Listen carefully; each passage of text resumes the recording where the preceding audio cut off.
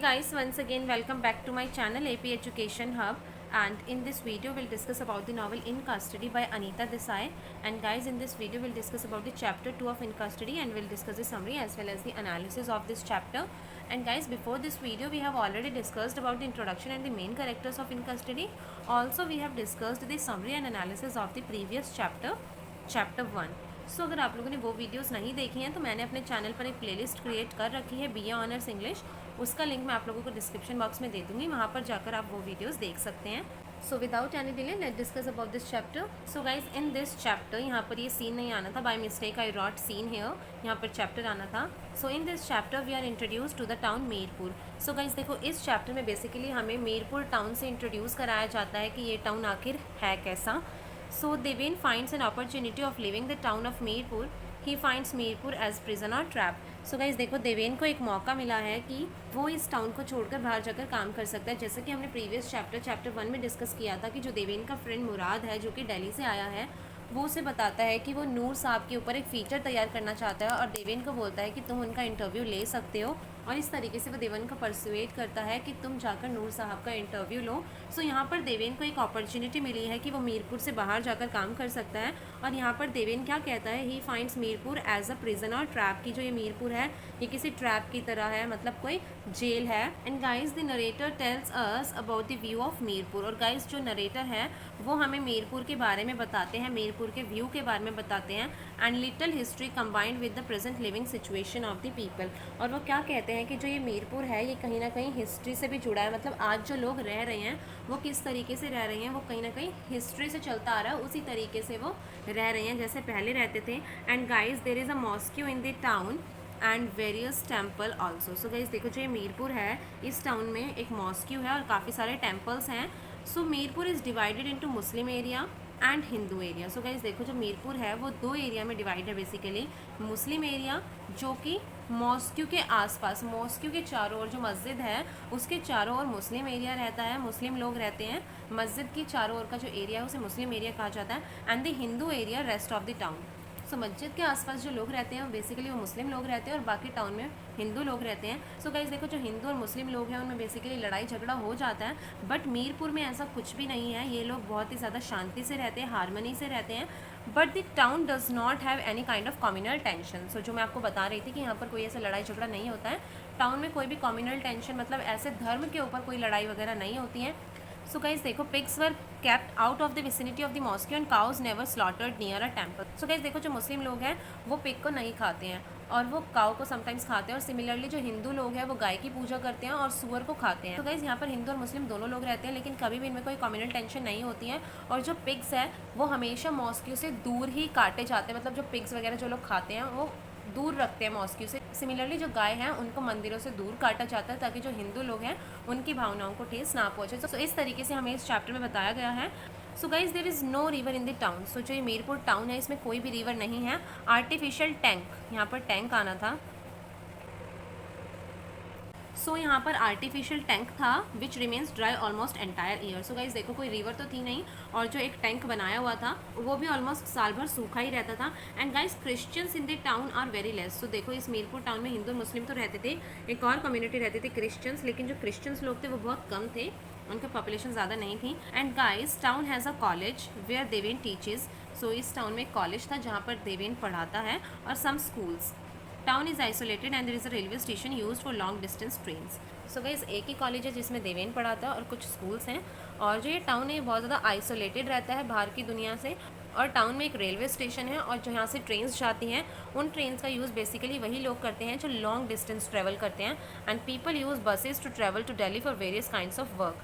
सो guys देखो, दूर के ट्रैवलिंग के लिए लोग बाग ट्रेन का यूज़ करते हैं, अदरवाइज़ जैसे लोगों को अगर दिल्ली जाना पड़ता था तो वो लोग बसों का ही यूज़ करते थे। जैसे उन्हें दिल्ली कई बार किसी काम से जाना पड़ता था, like medical help, work in government department, जो लोग गवर्नमेंट डिपार्टमेंट में काम करते थे उनकी जॉब होती थी वहाँ पर, या किसी को कोई प्रॉब्लम है, इमरजेंसी या मेडिकल हेल्प चाहिए वो जाते थे, या कुछ चीज़ खरीदने या बेचने के लिए। सो इस तरीके से लोग दिल्ली आते जाते रहते थे बस के through. So guys Mirpur is famous for sugar cane. So guys देखो, जो ये मीरपुर है ये शुगर केन के लिए बहुत ज़्यादा फेमस है। And Deven is happy that he is going to interview his favourite poet Noor. He is excited about his journey.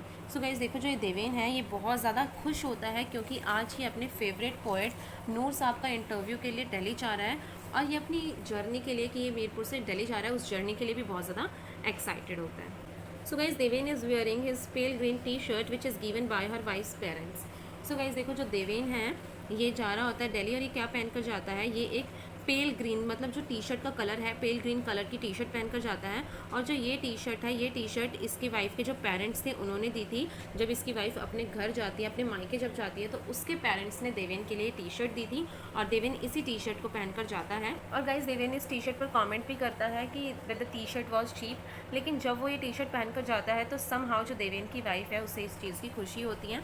And Deven thinks that the day he will meet Noor would be the most momentous day of his life. और guys Deven यहाँ पर क्या सोचता है कि जिस दिन वो अपने फेवरेट पोएट या जो उसका आइडल है नूर उससे मिलेगा वो दिन उसकी ज़िंदगी का सबसे मोमेंटस डे होगा, याद रखने लायक होगा, यादगार दिन होगा। And guys Deven's neighbour in the bus tries to talk to Deven but he is not interested and ignores them. So guys देखो जब देवेन जा रहा होता है दिल्ली बस से सो उस बस में देवेन के कुछ नेबर भी होते हैं और वो नेबर देवेन से बात करने की कोशिश करते हैं बट देवेन उनकी बातों में बिल्कुल भी इंटरेस्टेड नहीं होता है और वो उन्हें इग्नोर करता है। And guys, when he is on Kashmiri Gate terminal, a tea shop owner convinces him to try his sweet tea. Deven is disappointed there. So guys देखो जब देवेन पहुंच जाता है कश्मीरी गेट बस टर्मिनल पे तो वहाँ पर एक टी शॉप होती है और जो ये टी शॉप का ऑनर होता है ये देवेन को कन्विंस करता है अपनी स्वीट टी पिलाने के लिए। वो देवेन को कहता है कि तुम मेरे यहाँ की स्वीट टी ट्राई करके देखो। तो गाइस जब देवेन उस चाय को पूरा पी लेता है तो वो देखता है कि जो ग्लास है ग्लास के बिल्कुल नीचे मतलब जो उसने चाय पी ली है तो ग्लास के नीचे जब थोड़ी सी बच गई थी तो वहाँ पर एक मक्खी उस ग्लास के अंदर मरी हुई पड़ी थी। सो गाइस देवेन यहाँ पर बहुत ज़्यादा डिसअपॉइंट होता है लेकिन जो चाय वाला है वो अपने कस्टमर्स को इनवाइट करता है कि आओ और मेरी स्वीट टी ट्राई करके देखो। So guys difficultly Deven finds Murad office. Murad does not let him come inside. Deven suspects his inconsistent behaviour. So guys देखो बड़ी मुश्किल से देवेन को मुराद का ऑफिस मिलता है लेकिन वो पहुंच तो जाता है उसके ऑफिस में और वो देखता है कि जो मुराद का बिहेवियर है वो बहुत ज़्यादा चेंज सा है। हालांकि वो मुराद को स्कूल डेज से जानता है, उसे पता है मुराद का बिहेवियर ऐसा ही है, लेकिन जब देवेन उसके यहाँ पर ऑफिस के यहाँ पर पहुँच जाता है तब भी मुराद उसे ऑफिस के अंदर आने के लिए नहीं बोलता है कि इतने टाइम बाद वो अपने फ्रेंड से मिला है और अपने ऑफिस के अंदर बुलाए, अपनी सक्सेस फेलियर या जो भी उसने जर्नलिज्म के काम में किया है वो उसे दिखाए। ऐसा कुछ नहीं है, मुराद उसे अंदर इन्वाइट तक नहीं करता और जो देवेन है वो इस चीज़ से बहुत ज़्यादा शॉक्ड भी होता है लेकिन फिर भी उसे पता है कि मुराद ऐसा ही है। देन गाइज मुराद, सॉरी इस वीडियो में बहुत ज़्यादा स्पेलिंग्स और वर्ड्स की मिस्टेक हो रखी है, यहाँ पर मुराद आना था। So guys Murad says that is in hurry as he does not want to keep the old poet waiting as the appointment is of 3 o'clock। So guys यहाँ पर मुराद कहता है कि वो बहुत ज़्यादा जल्दी में है और वो बिल्कुल भी नहीं चाहता है कि ओल्ड पोएट को वेट करना पड़े, वो इतने बड़े पोएट और वो उनका वेट करें, ऐसा तो होना नहीं चाहिए।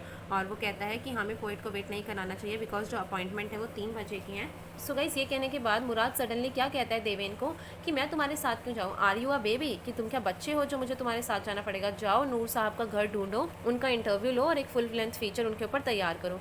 सो ये सुनने के बाद जो देवेन है, Deven is surprised by Murad's inconsistent behaviour.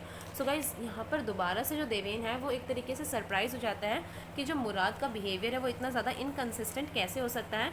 Even though Deven knows Murad from childhood, he realises that Murad has not changed at all. So guys देखो देवेन जो है वो मुराद को स्कूल डेज से, बचपन से जानता है, चाइल्डहुड से, और वो रियलाइज़ करता है कि मुराद अब भी पहले ही जैसा है, वो बिल्कुल भी चेंज नहीं हुआ है, ही is not changed at all.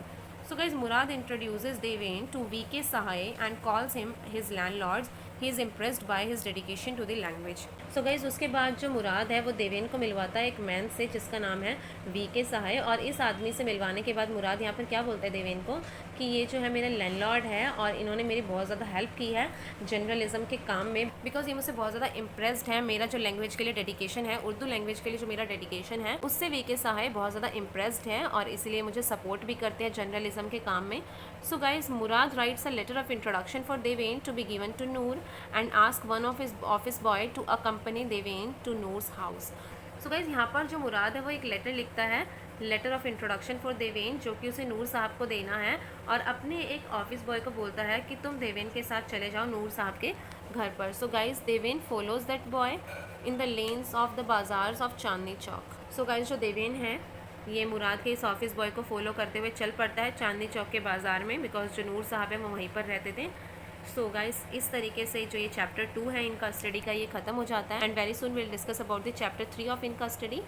So guys, I hope आप लोगों को ये चैप्टर 2 इन कस्टडी का क्लियर हो गया होगा।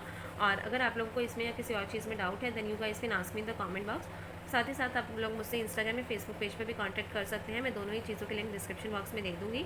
So do follow me in Instagram and also my Facebook page. And yes guys, I hope आप लोगों को वीडियो पसंद आई होगी। अगर वीडियो पसंद आई हो तो वीडियो को लाइक करें, कमेंट करके बताएं कैसी लगी, अपने फ्रेंड्स के साथ शेयर करें और मेरे चैनल को सब्सक्राइब करके बेल आइकन ज़रूर दबा दें। मिलते हैं नेक्स्ट वीडियो में। Thank you.